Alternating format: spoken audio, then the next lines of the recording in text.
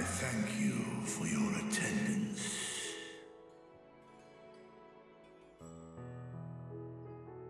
The riches the Radiant Host have retrieved were hoarded in Al-Zadal's name.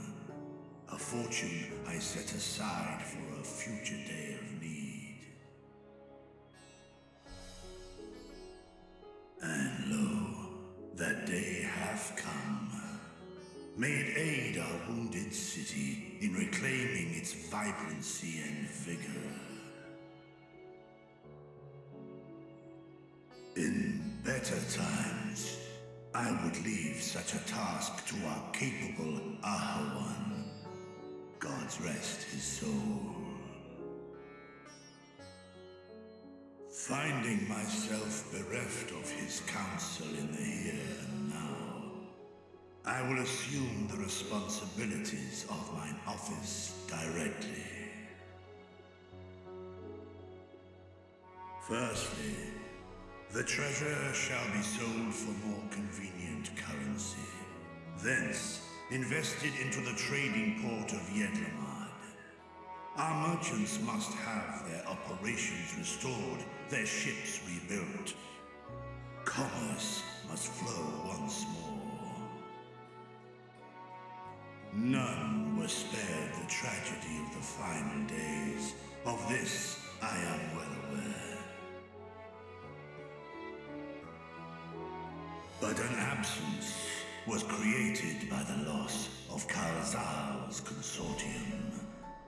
And by filling it, we provide new means for our fishermen, our artisans, and others to bring their wares to distant markets.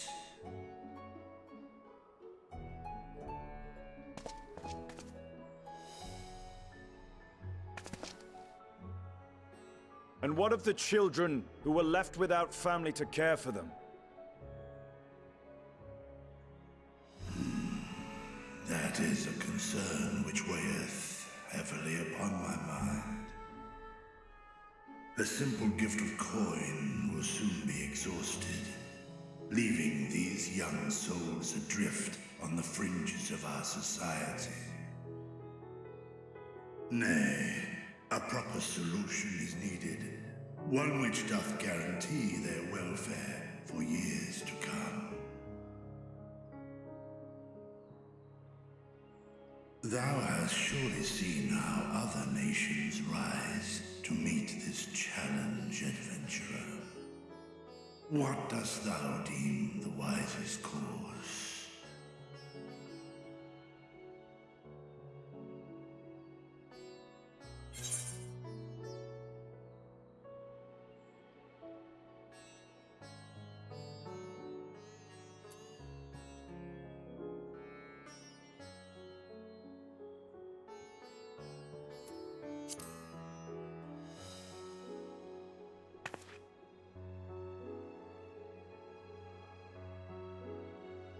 I see. We create a reliable source of revenue. Let us put this idea into practice. A contract shall be written, requiring all who receive of Al-Zadal's treasure to commit a portion of their future earnings towards the running of an orphanage.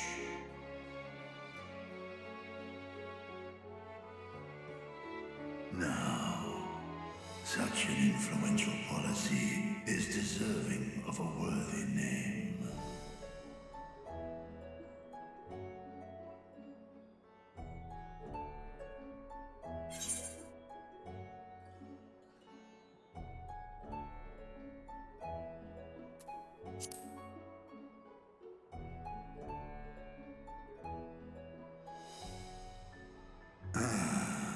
A fitting candidate. Kalzal should be remembered, not as the blasphemy which terrorized Thavnair, but as a hard-working and generous man who brought much wealth to our shores. Do any among you object to this proposition? Many here lost loved ones to the beasts. In that time of strife, any one of us could have broken. Any one of us may have been taken by despair. When I think of Kalzal, I feel no hatred. Only a stinging regret that we could not save him as well. Isn't that right, men?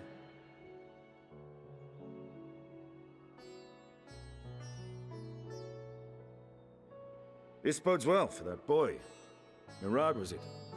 Perhaps he can cut ties with that shady peddler.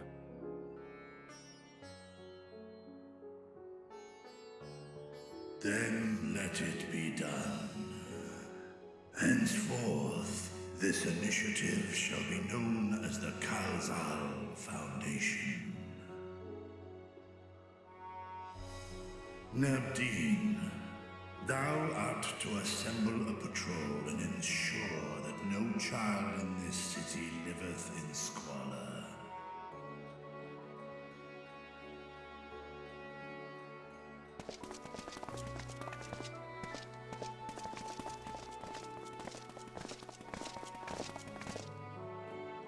Clerks, see to the management of our funds and make haste. Our citizens must not suffer a day more than is necessary.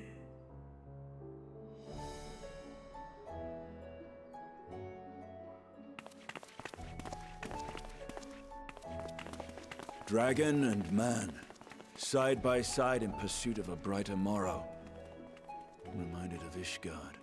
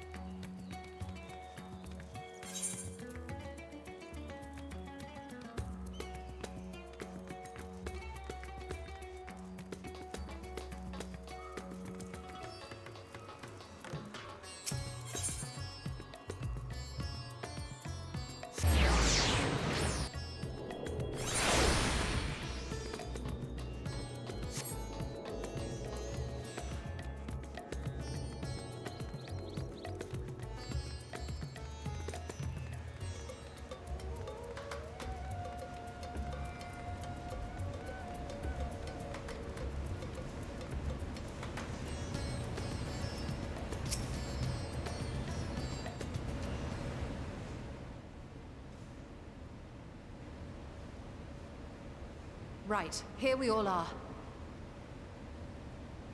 You discovered something new. I took a closer look at that device. I was able to determine how it keeps the Void Gate sealed, but not how it might instead be employed to expand the opening. For that, I would need to reference the technique developed by Vritra's alchemists, no records of which appear to have survived the intervening years.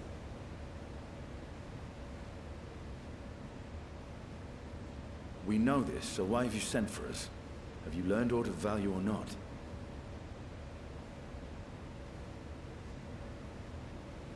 Patience, good sir. One must introduce the subject before launching into specifics.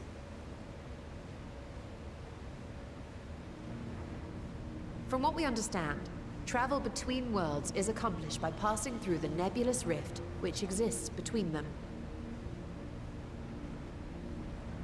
Picture, if you will, the moment you were called to the First.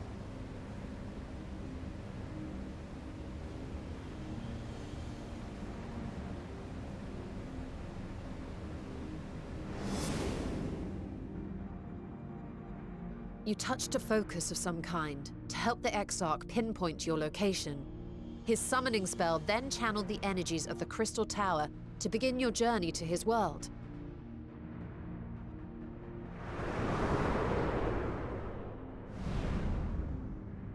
The magics tore a hole in the wall separating source and shard, and cast you into the intervening nothingness. In that place, the laws of nature hold no sway.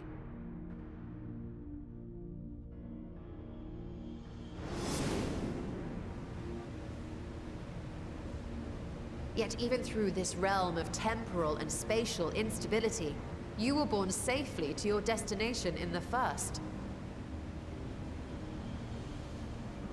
The feat that guided you across such an unimaginable distance, both physical and metaphorical, was nothing short of a miracle.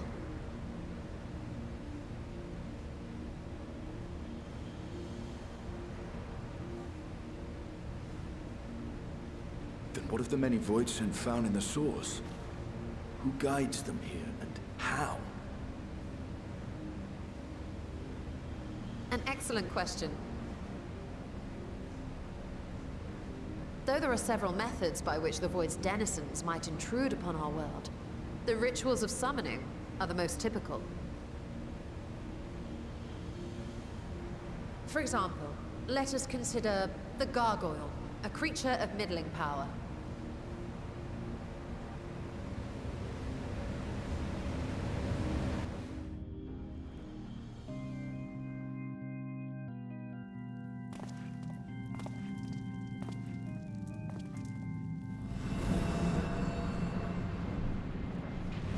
To call upon such an entity, the prospective summoner must force open a void gate.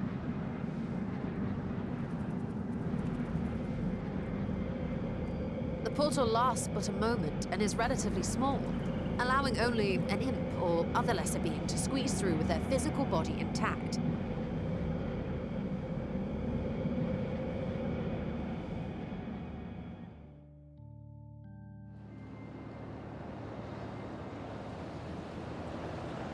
Our more powerful gargoyle, however, is too large for that.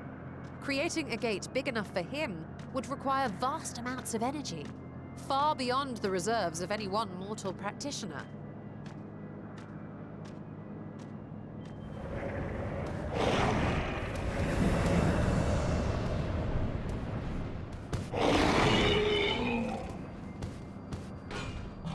Instead, 'tis far more common to bring over only the entity's soul.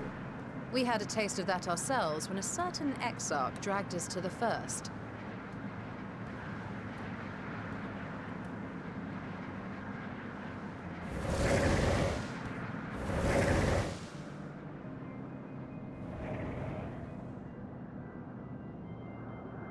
And just as our bodies remained in our world, the Voidsent's physical form is left behind in the 13th.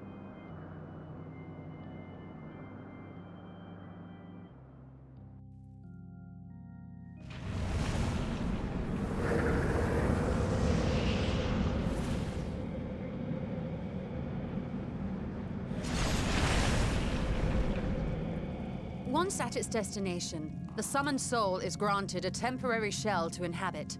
In the gargoyle's case, a stone effigy has proven a suitable vessel.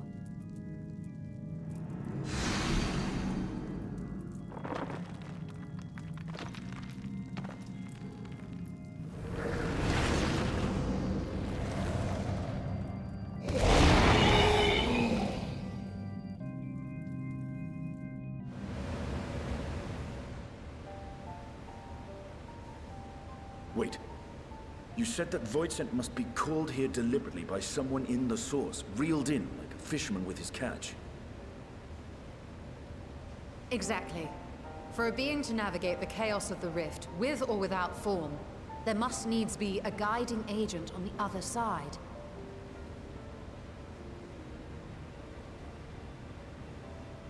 When the hordes poured forth from Alag's Great Gate, it was the technologists who drew them through. Though to my knowledge, planar fissures are in essence natural passages between our world and the void, which require no such guidance to traverse. Why is only the boundary between the source and the 13th so fragile? So much so that it often tears open of its own accord. I believe solving that mystery is key to understanding travel between the source and its reflections. And how do you intend to get your answers? No. The danger is too great.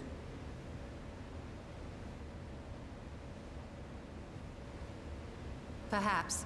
But what some call danger, others think of as adventure.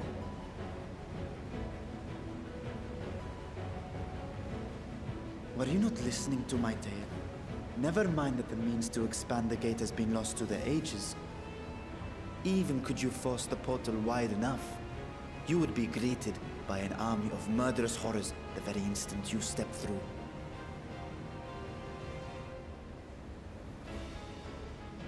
I assure you I was most attentive. And I agree that to go alone would be certain death. But if I were to bring along one who has already braved the 13th, and humbled the cloud of darkness, well, I imagine my chances would be much improved.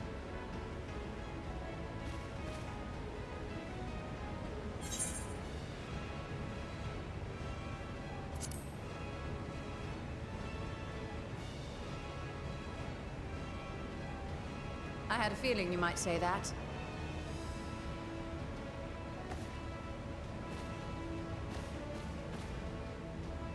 Once again, I put my life in your ever-reliable hands. That said, as much as I would like to march straight back to the Void Gate, there is the small matter of being unable to open it without the Satrap's personal authority.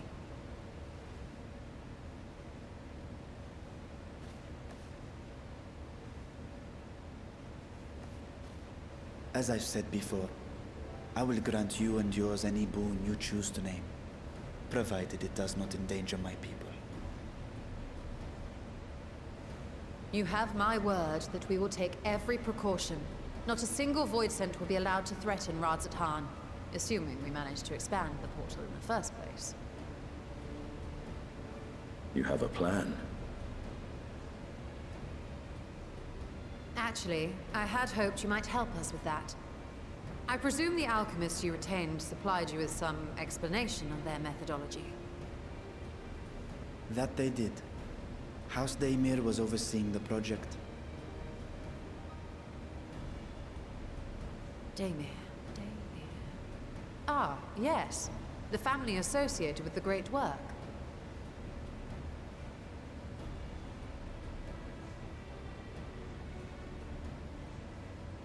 I did not fully comprehend the theory, but their research began with a Voidsent which had slipped through the fissure. After a thorough examination, they created an arcane simulacrum possessed of similar qualities. A man-made Voidsent, if you will. It was apparently indispensable in their efforts to enlarge the gate. A man-made Voidsent?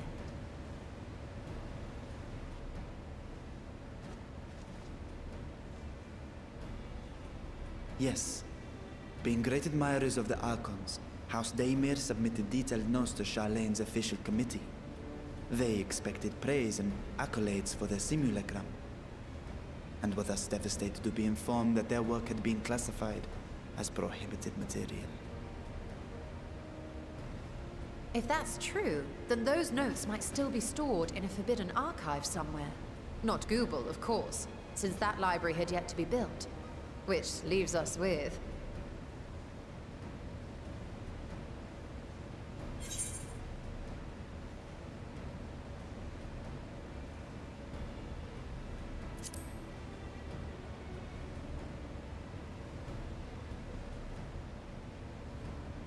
Yes, it may very well hold a copy.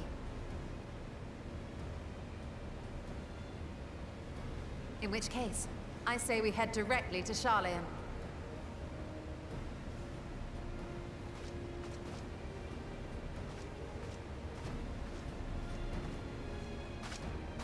Unless you anticipate needing help to reach the high shelves, I see myself being of little use.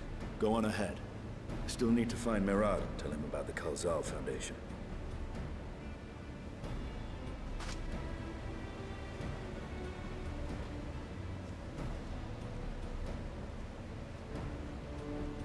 Let us be on our way as well.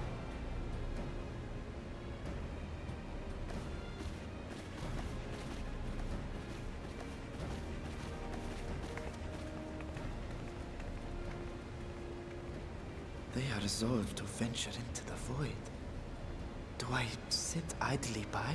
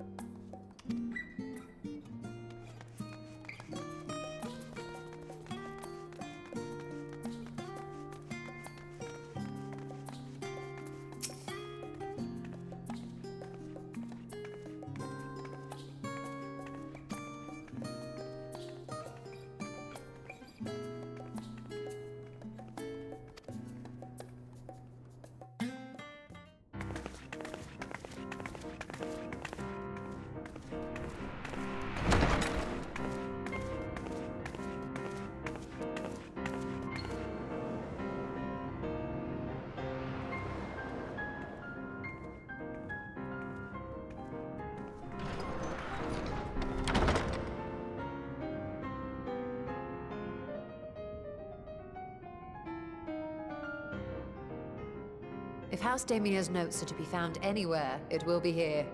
Let us begin.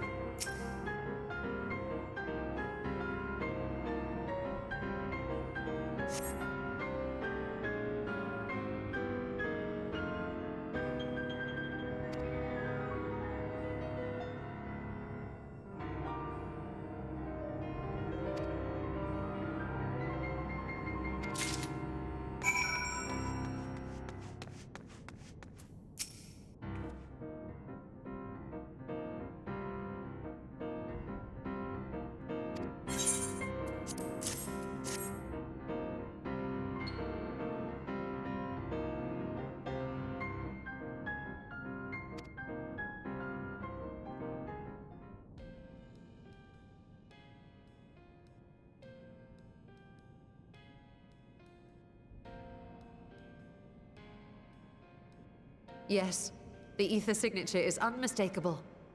I've felt the traces of House Damia's resonance many times at the Great Work. Time to see what all the fuss was about.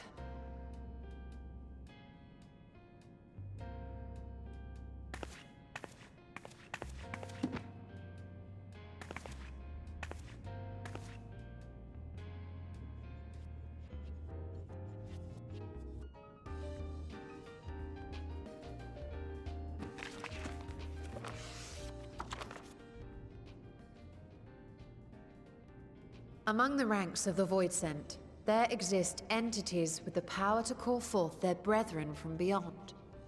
The species known as Atomos, however, is uniquely prodigious in this regard. From its distended maw, it can expel an endless procession of void-born creatures, a talent which sorely tested the Radiant host in its battles against these abominations.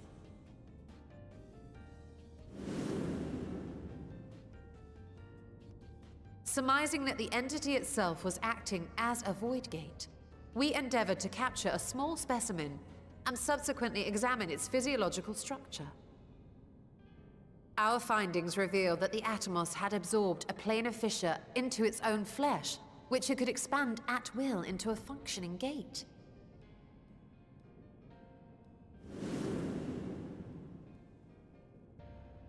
Upon further analysis, we identified an ethereal wave pattern emitted during this process. A pattern we were able to emulate by passing crystal-stored ether through a specially designed prism. We proceeded to embed said prism into an arcane simulacrum, thus completing what we have dubbed our artificial Atomos.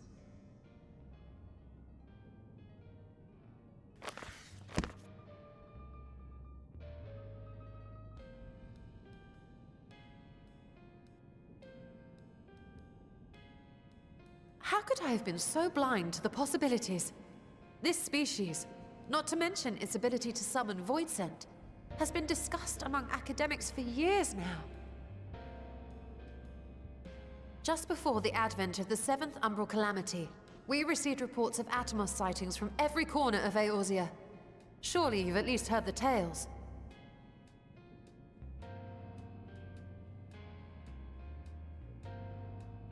And still, House Daemir went and built a mock Atomos of their very own. I'm not surprised the Archons consigned their work to a restricted archive. It was no easy task, but at last we've unearthed the volume we've been searching for.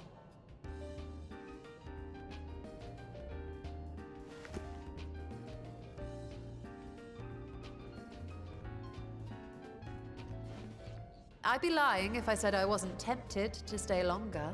See what other forbidden titles might be lurking on these shelves. Ah, but that would be abusing the very special privilege we've been granted now, wouldn't it? Better not.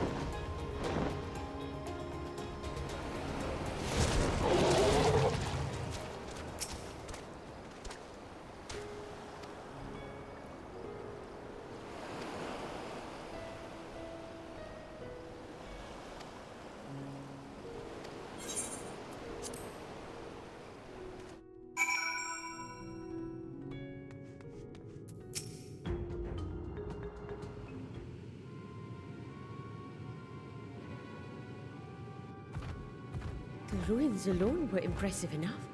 But I never dreamed such a treasure lay hidden in the depths of the bounty. It may have been helpful to know this device existed, Your Excellency. My apologies. The gate was a secret I shared with none but my closest advisors. I feared for what might happen should those with ill intentions learn of its existence.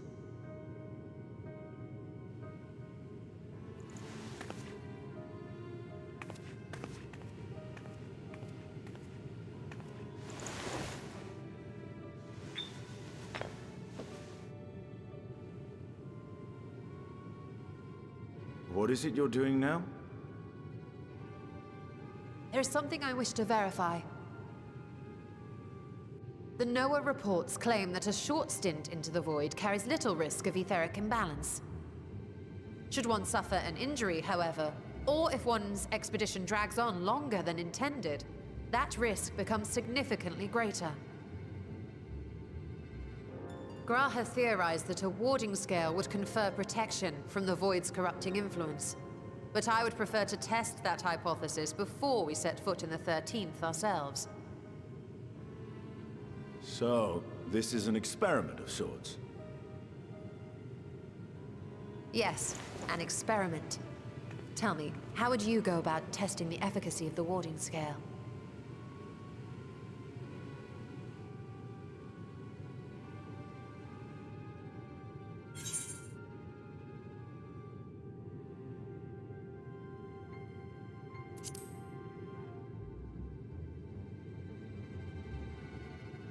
And how would you do that?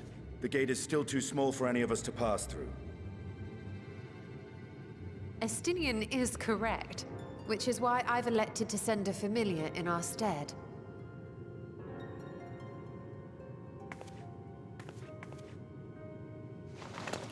Now, a lowly imp can navigate a fissure, no matter how narrow. Which means an arcane entity of similar stature should be able to manage the same. I hadn't wanted it to come to this, but no other familiars will do, I'm afraid.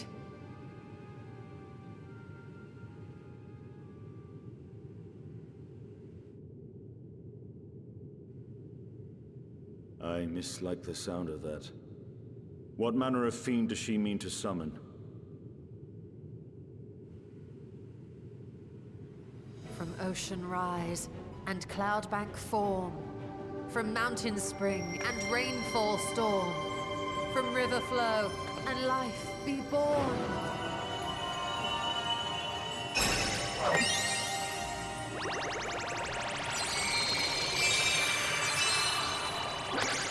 Water, water, froth and foam!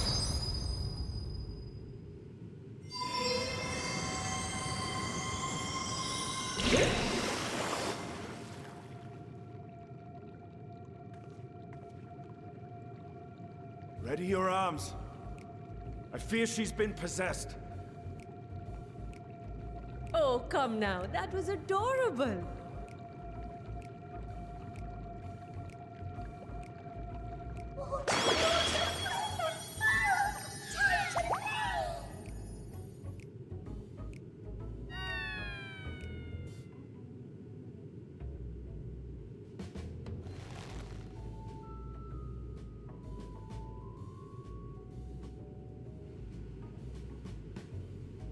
Though not my first choice. These familiars I conceived of as a child have the best chance of fitting through the gate. I only wish my younger self had considered a more dignified ending to the creation ritual.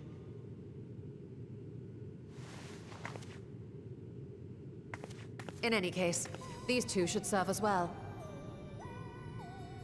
This one will bear a warding scale.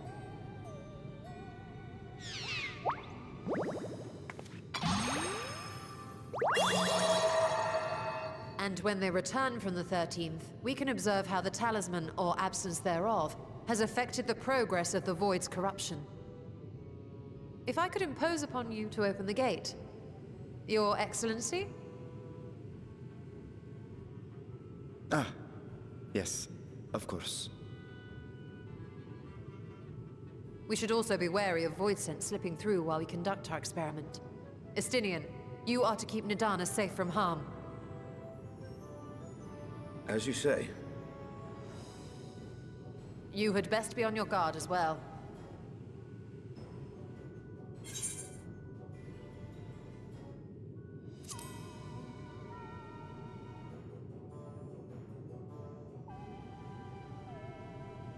Oh, are you volunteering to join the Nixies? I could shrink you down, you know.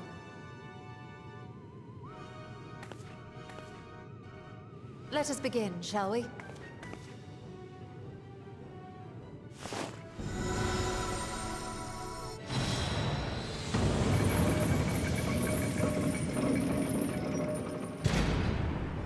Nixies, into the void.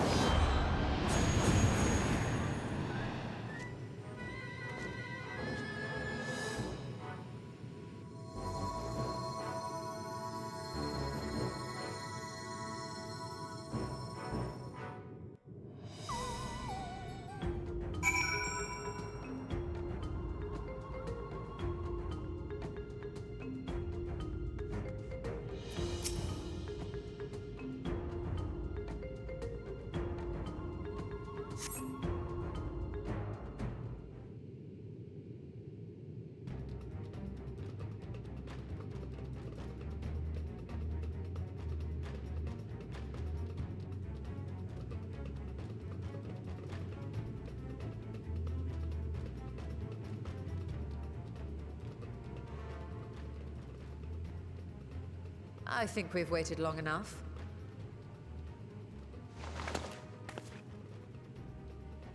Nixies, return to my side.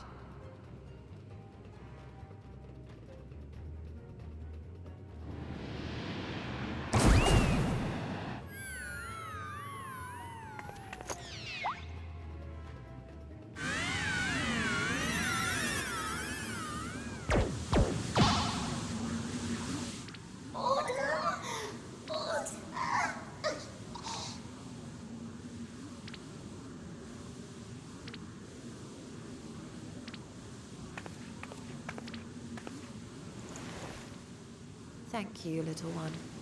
You did well.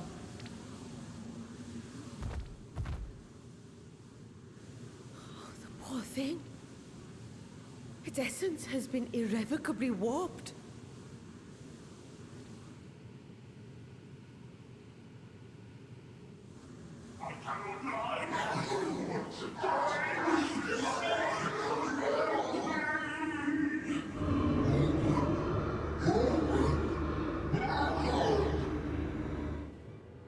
We're out of time!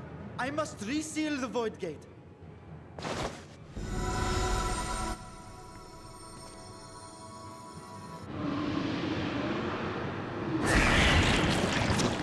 They're coming through!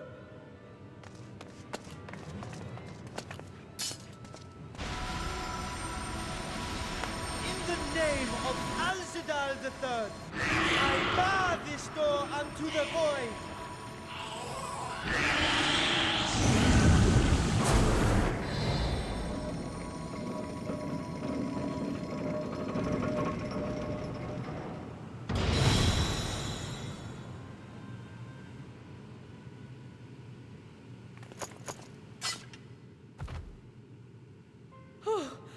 Well, that was a sharp lesson in the dangers of void gates.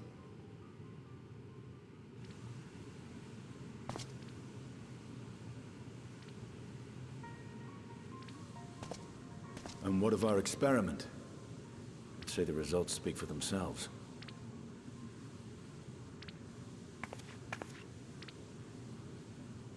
The unprotected Nixie has suffered extensive etheric corruption. As Nidana observed, it's well on its way to becoming a void scent. The one merged with the talisman, however, appears unaffected. I sense no changes to its equilibrium. Rest now, little ones.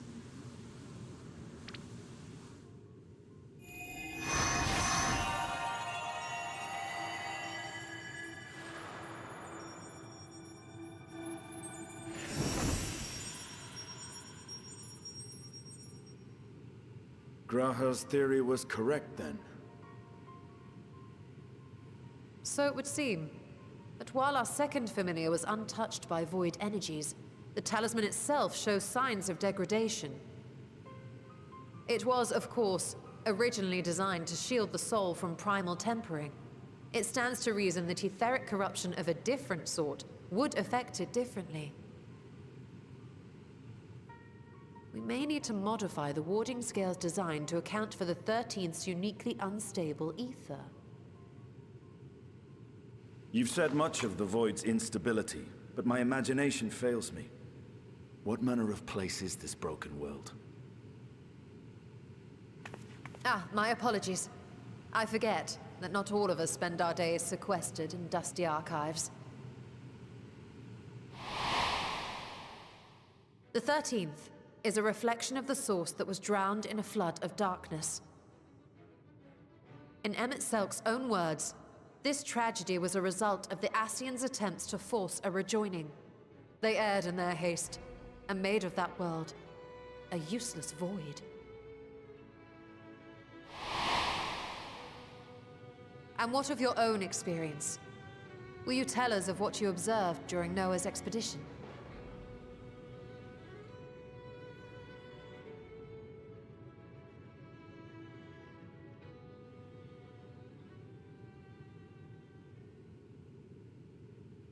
I can picture it now. The sunless, Stygian expanse, infested with legions of ether-starved monstrosities. A void in every sense of the word. What you have described in such lurid detail is exactly why I hesitate to encourage you.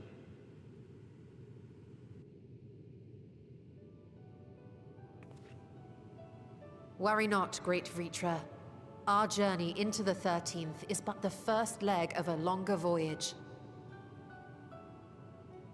A voyage that shall lead us to other reflections, to new mysteries and discoveries. And I mean to be there every step of the way.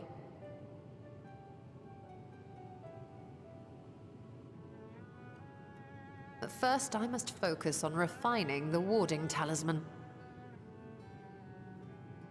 Then I can begin work on constructing an artificial Atomos. Or I could, if I had the relevant manuals to hand. Might I be so bold as to request access to the Satrap's family archives?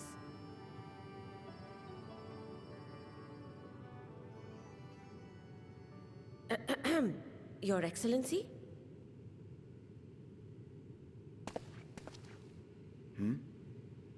Oh, yes. That can be arranged. I will speak to my officials upon our return.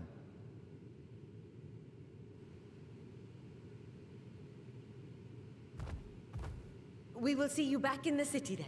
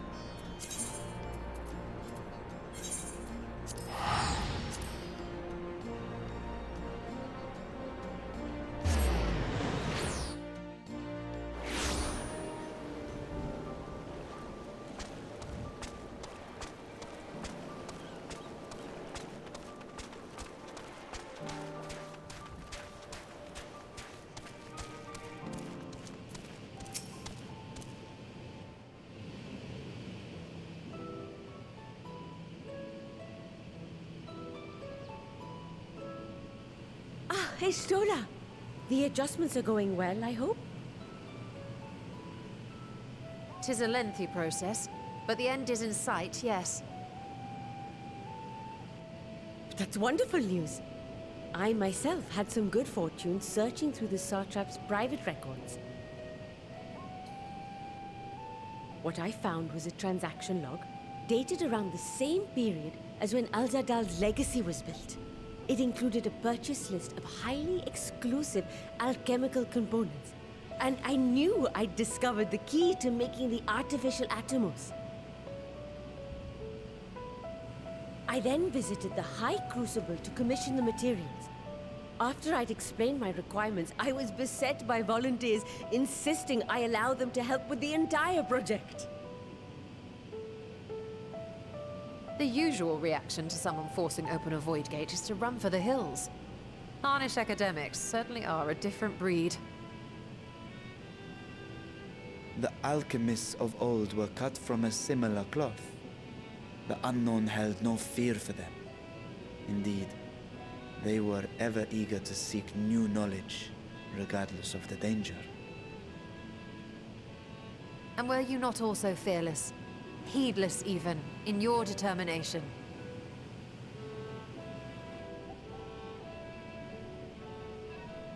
My sire entered his dormancy before I was hatched.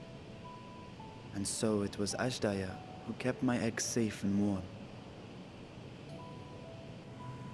It created a bond between us. Even long after I learned to fend for myself, I rarely strayed from her side. She was my guardian, my sister, my dear companion. And not a single day passes that I do not mourn her absence. No matter how deep the darkness, I would not surrender my search. I promised myself the time would come when we would once more take to the skies together. But I am satrap now. The Radiant Host is here to serve, Your Excellency. Nabdeen, what is this about? Sir Estinian told us of your predicament. For centuries you have protected Rads at Han, never showing your true self, hiding behind a curtain and living only in service to the people. Your dedication meant more to us than your deceit, and so did we accept you as our rightful ruler. After all that you have sacrificed for this nation, did you imagine we would begrudge you your heart's desire? We survived the final days. We are a strong and proud people. We, the Radiant Host, will keep Thavnair safe in your absence.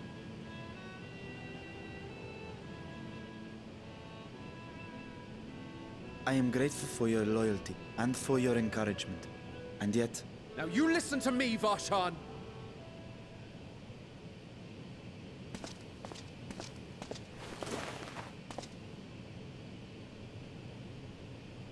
You are wearing that face, after all. As I have told you before, you are a little brother to us all. And if you are family, then so too is your sister.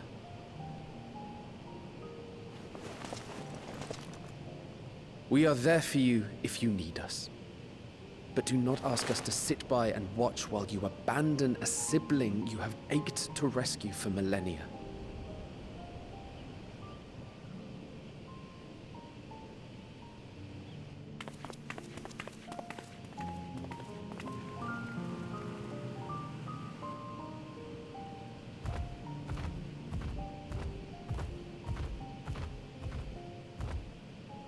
We will succeed in opening the way.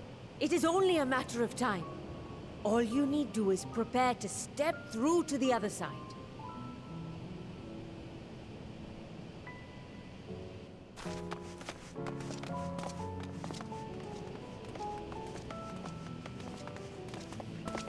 Your Excellency, I wanted to thank you for building the orphanage.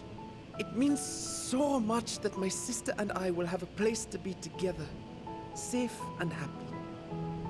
And I hope that you and your sister can be together again, too.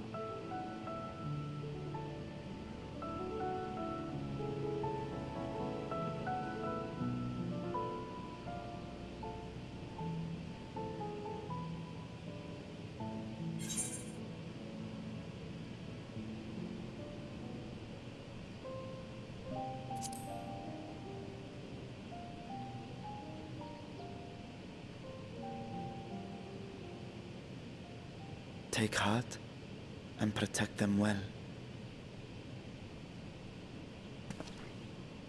Such were the words I once said to you, and here I stand, failing to live up to them.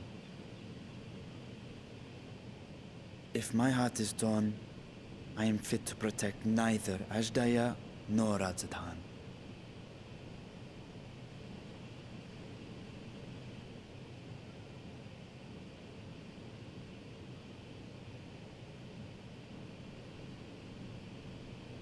My people, I have come to a decision. Vashan will depart Thavnir for a time. My dragon self will remain in the palace, but only to conduct the satrap's most essential duties. While I am focused on controlling this vessel, there may be matters that escape my attention. I rely on you, my trusted friends, to watch over one another until I return.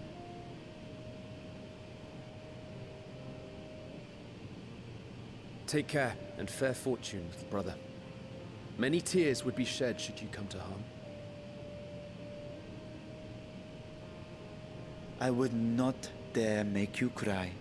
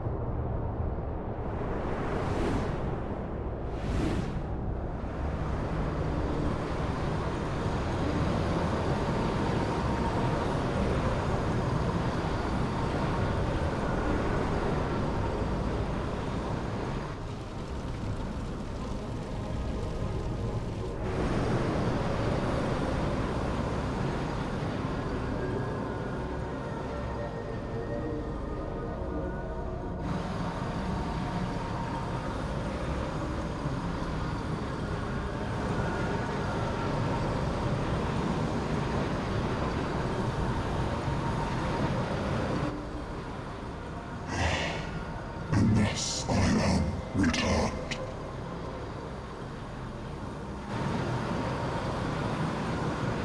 To this world, bereft of singers,